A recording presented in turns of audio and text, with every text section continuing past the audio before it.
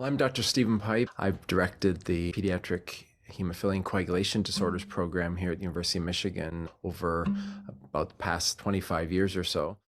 Yeah, so my name is Guy Young. I'm a pediatric hematologist. I mostly take care of patients with bleeding disorders, also some thrombosis, and both adults and children. I'm Len Valentino. I've practiced hematology for more than 35 years.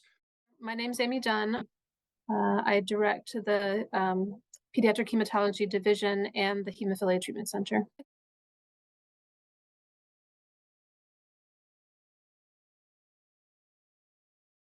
The main thrust of therapy has been to replace those missing proteins.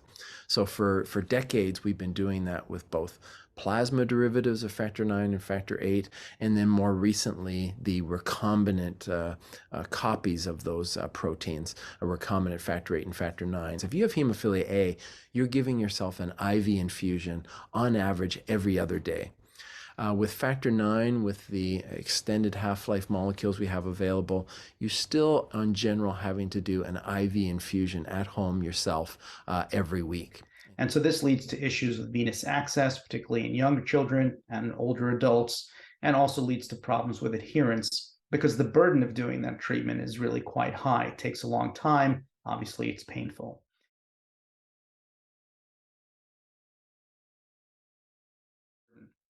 The ultimate treatment would be something where you just need one treatment and it corrects your factor VIII level. That's where gene therapy comes in. And so the promise of gene therapy is certainly to have better control of bleeding, but really the promise is to be liberated from the burden of that regular IV replacement therapy. The newest tool on the block, if you like, is something called a CRISPR-Cas9 system. And this appears to be a really efficient and highly specific gene editing toolbox that we can deliver the components into a liver cell.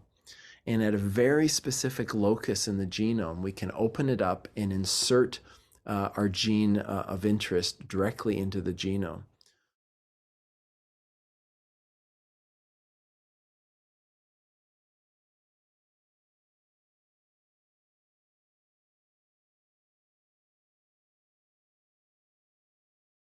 We've been treating patients on multiple gene therapy protocols over the last 5-6 years. We actually had a campaign in the late 90s around the cure and raised money specifically to fund gene therapy research. And really the beginnings of that started in the late 90s and early 2000s with cutting edge research that was done by a small number of people, but it continued.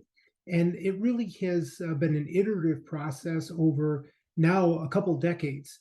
It's a very big decision. So I think the shared decision-making process needs to involve a lot of people. So, the patient, their family, their treatment center staff, social workers, perhaps hepatologists, perhaps ID docs. So there are a lot of people that really need to be involved in the decision.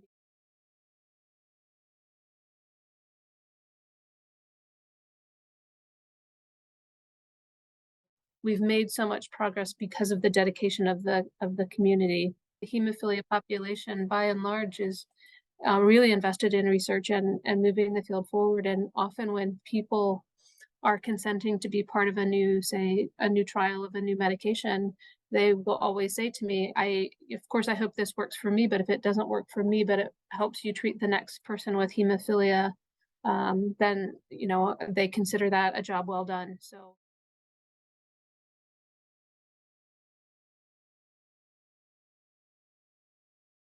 This is a multi-million-dollar treatment. To put this in context, this is a truly transformative therapy for someone who has a lifelong condition.